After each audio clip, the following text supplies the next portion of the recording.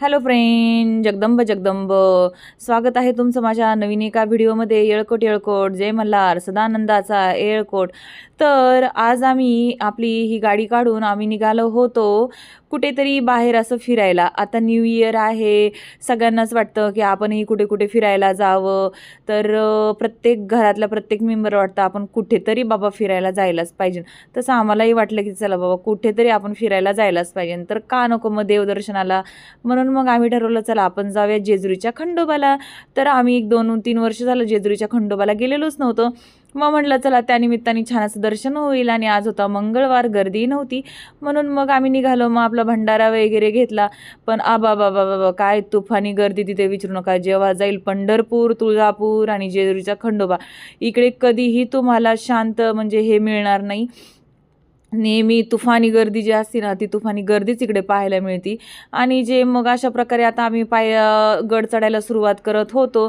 तर अशा प्रकारे आता आम्ही चढत होतो. तर पहिल्या पायरीपासून कोणी कोणी जे नवीन नवरा बायको असतात ते आपल्या बायकोला उचलून घेतात, 5 पायऱ्या असे उचलतात. किंवा जे आपल्या बायकोवरती खूप जास्त प्रेम करतात ना, ते लोक पण बायकोला असं उचलून घेतात. जे प्रेम नाहीत करत ते म्हणतात चल चालत, चल चालत. 5 पायऱ्या काय, 1 पायरीसुद्धा उचलून घेऊ शकत नाहीत ते लोक.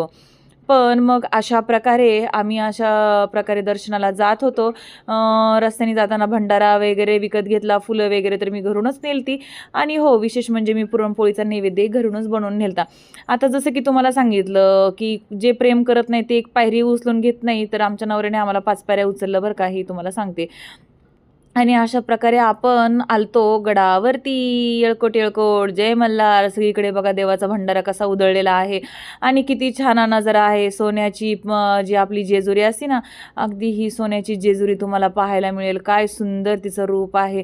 आणि खरंच वरती आल्यानंतर असं वाटतं की आपण ना कुठल्या दुसऱ्या विश्वामध्ये आलेलो आहोत असं फील होतं वरती आल्यानंतर, जेव्हा आपण गड चढून येतो तेव्हा.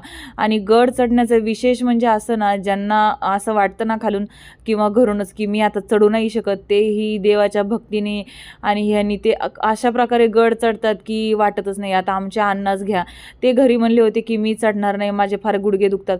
पण ते कसे वरती चढले ना की त्यांना समजलंही नाही की ते गडावरती कसे आले. ते इतकं सुंदर दृश्य वगैरे, आणि देवाचीच कृपा असते आपल्यावरती की आपल्याला ते शक्ती देतात, ताकद देतात वरती चढवण्याची. आता मी तर सेल्फी काढलेला, पण अशा प्रकारे मी एडिट केलेला आहे का, तर एका फ्रेममध्ये आम्ही चौघही येत नव्हतो. आणि आमच्या अण्णा, अन्वी, मिस्टर दिघे, आमचे खंडेराया आणि आम्ही असे सगळेजण आम्ही आलतो. आणि जेजुरीचा पूर्ण दृश्य पहा, विहंगमय. जर कोणाला यायचं असेल तर नक्की तुम्ही जेजुरीला भेट द्या.